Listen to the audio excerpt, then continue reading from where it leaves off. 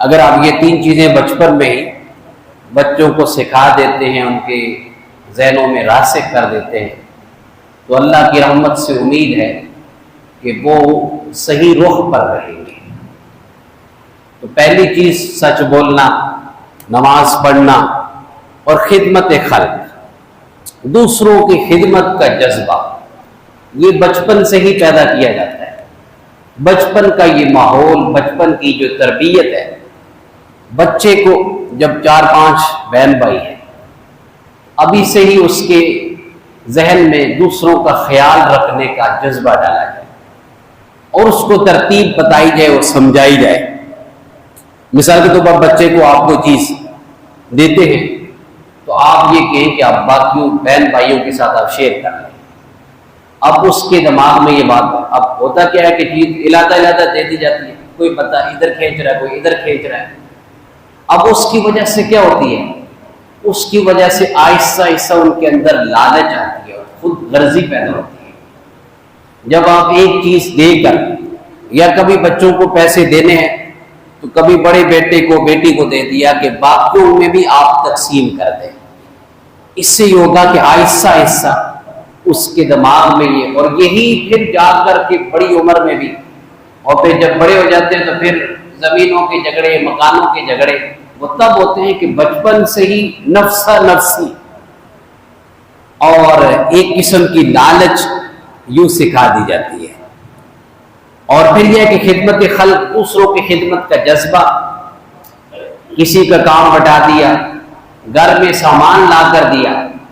یہ بھی ایک بڑا مسئلہ ہے کہ بچے گھر میں بیٹھے ہوتے ہیں، والد خود جو ہے نا وہ دہی لینے جا رہا ہے، دودھ لینے جا رہا ہے۔ اگر بچہ مصروف ہے تو علیحدہ معاملہ ہے، لیکن بچے اگر گھر میں موجود ہوں تو ان کو بازار میں بھیجنا چاہیے تاکہ والدین کی خدمت کو انہیں پتہ چلے کہ ان کے ساتھ مجھے ہاتھ کیسے بٹانا ہے، بازار میں خریداری کیسے کرنی ہے، یہ بچوں کو پتہ ہونا چاہیے۔ اس کے ذریعے سے خدمت سب سے پہلے تو والدین کی خدمت، ابھی سے یہ ہوگا نا، بچے کے دل میں یہ احساس ہوگا میرے والد تھکے ہوئے آئے، اب ان کو آرام کرنا چاہیے، اب پانی لانا ہے فلٹر سے تو مجھے لانا چاہیے، دودھ لانا ہے تو مجھے لانا چاہیے۔ اب شام کو یہ تھکا ہارا آیا، دن بھر کو مزدوری بھی اسی نے کی، دن بھر کو اس نے کام بھی اسی نے کیا، اور شام کو فلٹر سے پانی بھی اسی نے بھر کر لانا ہے۔ تو بتائیے وہ بچے کو تو آپ نواب بنا رہے ہیں، اس کو خدمت کا جذبہ گھر کے اندر، وہ اس کے اندر احساس ہے ذمہ داری ہو۔ 5-6 سال کا بچہ ان چیزوں کو سمجھنا شروع ہو جاتا ہے۔ اور پھر یہ کہ دوسروں کی خدمت کا جذبہ، اللہ کی راہ میں دینا، اور فقراء اور مساکین، دوسروں کی خدمت کا جذبہ، یہ تو بہت وسیع ہے۔ اب جب ہم یہ چاہتے ہیں کہ وہ اللہ کی راہ میں خرچ کرنے والا بنے، اس کے لیے گھر میں ایک ترتیب بنا لی جائے، جیسے میں نے نماز کی ترتیب پچھلی بار ذکر کی تھی کہ سارے گھر والے بیک وقت، یعنی اذان جب ہو جائے تو نماز کا اہتمام گھر میں کر لیں، اس سے گھر میں ماحول بنے گا۔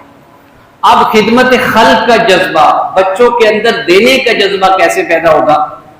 اس کے لیے گھر میں ایک چھوٹا سا باکس رکھے جس کے اندر روزانہ آپ صدقہ کر رہے ہو خود بھی، اور بچوں کو دکھا کر کریں، یا کبھی بچوں کو دیں کہ بیٹا آپ کو میں نے 100 روپیہ دیا تھا، اس میں سے آپ نے اللہ کی راہ میں صدقہ بھی کرنا ہے، یا 500 دیا تھا تو 100 روپیہ آپ نے اس باکس میں ڈالنا ہے۔ یہ جو بکسہ ہے، اس سے نکلنے والے پیسے ہم اپنے پڑوسی کے ساتھ، ہم اپنے رشتہ داروں کے ساتھ، غریب اور نادار لوگوں کے ساتھ ہم تعاون کرتے ہیں۔ اس سے کیا ہوگا کہ اس کے ہاتھ سے جب دلوائیں گے نا کوئی بھی نیکی کا کام اور کوئی بھی رفائی کام، اپنے بچوں کو ساتھ شامل رکھیں، ان کو بتائیں کہ ہم یہاں اس طرح سے کرتے ہیں۔ آپ نے 1000 روپیہ دینا ہے، خود آپ پورا نہ دیں، 500 آپ دیں، 500 آپ اپنے بچے سے دلوائیں۔ اس سے اس کے اندر یہ چیز پیدا ہوگی کہ اللہ کی راہ میں خرچ کرنا چاہیے۔ اور پھر جب وہ پیسے مہینے بعد اکٹھے ہو جائیں، جا کر کے وہ ڈبہ کھولے اور کسی مسجد میں، کسی مدرسے میں